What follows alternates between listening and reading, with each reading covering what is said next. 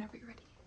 Hi everyone, I'm Dr. Lara Devgan, and I am joined today on this episode of Beauty Bosses by my friend Dr. Lara Oboler, who is a cardiologist in private practice here in New York City, and she does all kinds of stuff to help us with our inner beauty. Welcome. Exactly. Thank you so much. Thanks for being here today. So that's kind of what I want to talk about on this episode. Some of the components of health, women's health, men's health, everybody's health, that kind of are less visible but make a huge impact on our overall wellness. Tell us a little bit about what you do. So I am actually originally trained as an interventional cardiologist as well as a general cardiologist, but I'm currently doing general cardiology, which means I either do prevention, women that are looking to prevent a problem, make sure their cholesterol is okay, make sure they stay healthy and have a long health span, not just lifespan. And I also do cardiology in terms of helping people with symptoms. Maybe they have chest pain, shortness of breath, they've passed out, they have palpitations. Those are kind of the two camps that I work with. Can you tell us a little bit more about this concept of health span versus lifespan? Because I think it's so interesting. It is an interesting thing. You know, longevity is a big buzzword these days, and people want to live as long as possible. But I think, especially as a cardiologist, I can see when you get older, it's not always so fun. So I think there's a very big difference between lifespan, how long you live, and health span, how healthy you live. Are you able to do what you want to do? Are you walking around every day? Are you active? All of those things are important. Yeah, so important. Do you think there's a role for a healthy person in seeing a cardiologist for screening, or is it more if you have a problem and your internist is referring you to a cardiologist where someone would want to call you? I see both, but I would say screening is extremely important. It's very hard to know what's going on inside. And there are very simple tests and great risk stratifiers that we can do to help screen you for any type of plaque or any type of arrhythmia, you know, any type of valvular disease, structural heart disease. Just this last week, I found a patient that had an abnormal artery in their heart, an anomalous coronary artery. And we wouldn't have known if we didn't screen. I also actually just found a patient with a benign tumor in their heart, which has to come out. But again, screening is important. We usually mostly screen for cholesterol because high cholesterol is not always the same in everyone. You can have numbers that are borderline, but we have to look a little bit deeper. We have to look at Lp(a), we have to look at ApoB, we have to look at the carotid arteries and measure the wall thickness. There are a lot of nuanced things that a cardiologist does that you wouldn't get at your general internist's office. What do you think is the most misunderstood aspect of heart health in general, or a big myth that you see out there? I would say the most misunderstood thing is that cardiac disease is the #1 killer of women. A lot of times people know men die of heart disease, but it's the #1 killer of women, more than all cancers combined. So, you know, it's something that also you have to really be careful once you hit perimenopause and menopause. All of your numbers kind of skyrocket. And I always tell people it's important to know your numbers. You should know your blood pressure, you should know your glucose, you should know your hemoglobin A1C, you should know your cholesterol numbers. Those are numbers that will follow you throughout your life, and you can actually do something about those numbers. Yeah, it's amazing because we know our ATM pin and our phone number and our zip code, but some of these numbers honestly make more of an impact on day-to-day life, and there's so much about health that can be measured. Absolutely, measured and tweaked. You know, I have a lot of patients that on the outside look perfect, and you know, maybe because of you, but on the inside they don't look so great, and we can do something about that. And I've actually never ever had a patient die of a heart attack. You know, we can actually prevent big problems, and we can't do that without screening people. We just don't know. Yeah. What are 3 actionable things that a kind of regular, so to speak, healthy person listening to this can think about doing in their regular life to improve their cardiovascular health? Great question. One is exercise. So the recommendation is 30 minutes of continuous exercise 5 times a week. Back of the envelope in terms of what heart rate are you trying to get to. We actually have tests that can tell you and tailor exactly what your exercise should be and heart rate target should be.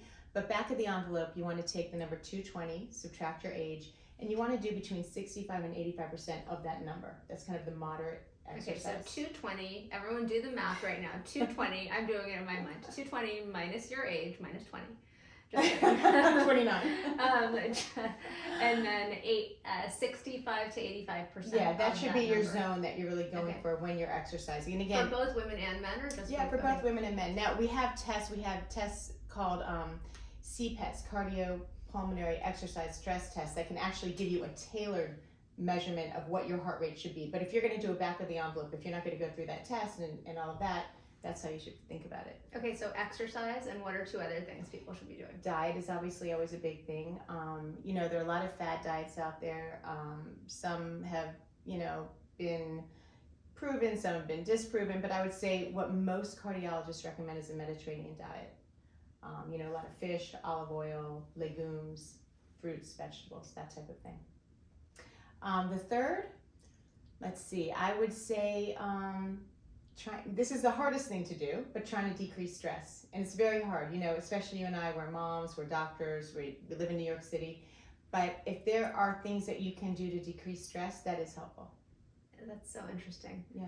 Yeah, I think that remains the kind of uncharted territory where there's a lot on everyone's plate all the time. Mm-hmm. But being a little calm about it can probably help. It helps a little, yeah. It helps a little. What influence do you think GLP-1s is going to have on the cardiovascular health of people as a whole? Because now with medications like Ozempic and Mounjaro and tirzepatide and all of the Wegovy, Zepbound, all these medicines out there, what's going to happen? I actually think it's going to have a very, very profound effect. Some of these have been already shown to decrease cardiovascular disease by 20%. I think losing weight, we absolutely see numbers come down. We see blood pressure come down. We see cholesterol come down. We see hemoglobin A1C, which is a measurement of diabetes, come down. So I think if that's the underlying issue and we can actually fix that underlying issue, it's going to make a huge, huge impact. I don't know if we have the quantifiable numbers right now, but I think time will tell, and I think it's going to be a game changer. That's amazing. Yeah. Do you have any advice for anyone listening to this podcast who's thinking about a career in medicine or cardiology in particular? Well, my advice, and my own daughter is interested in being a doctor, I think it is the most rewarding profession in the world. When I was a little girl, my father was a cardiologist, and I would follow him around every weekend. If I wanted to see him, I had to go to the hospital with him because he worked all the time. And, patients would come up to him and say, "Your father saved my life. He's everything. He's amazing. I have a wonderful life now because of him." And I just thought, wow, that looks like a really good job. Yeah. And I followed in his footsteps. I actually did work with him for 4 years, which was amazing. But I think it's a very rewarding career. I also think it's, in my opinion, a career that is great for a woman. You can kind of do what you want. You can work part-time and still have a real career. You could decide to share responsibilities with another person. And you'll never be disappointed in terms of how rewarding it is. Yeah, it's amazing. I think I sort of came of age in a time when it was a big decision if you could be a woman and go into a demanding field, a male-dominated field like surgery or medicine. But I think things have changed so much that this next generation coming up, and hopefully for your daughter too, yes, that I think they're going to face fewer obstacles and be able to be the architects of their futures a little more. I agree totally. When I did interventional cardiology, as I mentioned, and I was the only female in the tri-state area of Maryland, Virginia, and DC. And people would say to me, "Are you sure you want to do this? You're going to get pregnant, you have to cath, you're going to be up all night in the hospital." And no one said that to a man. So I do think we've come a long way, because that was a while ago. But I just absolutely love what I do. I feel such passion for it. I always have. And I think you want to follow your passion. So listen, if you're thinking you want to be a doctor, you should really know, because as you know, it's a long road. It takes a long time. Yeah, it's a lot of work. Don't become a doctor unless there's nothing else that you want to do that can make you happy. Exactly. But if you chose the right profession and you become a doctor, there's nothing more rewarding. Nothing. I totally agree, and I love this work and this field, and it's so special that we get to have the opportunity to have such personal and meaningful one-on-one interactions with people. I think it's a privilege that people trust us. Yeah, I take it as a major privilege. When the Surgeon General spoke about how the great American epidemic now is loneliness, I think in some way a career in medicine means that you're never going to be totally lonely, because you have these deep interpersonal conversations with many people, many days. It's true. It's incredible. I think, as I said, we're very lucky. Yeah. Yeah. Well, what does the future look like for you in terms of where you think cardiology is going and where you professionally are thinking about being? Well, as I said, I'm in private practice, and I'm really very, very much enjoying it. I think cardiology is a field that has a lot of research going on. It has a lot of exciting new things going on, new procedures, new devices, new medications. And it's hard to predict what the future holds, but I think things are getting better and better. And I really deeply don't believe anyone should die of a heart attack. It just shouldn't happen. We should be able to identify the problem beforehand, and we can treat it.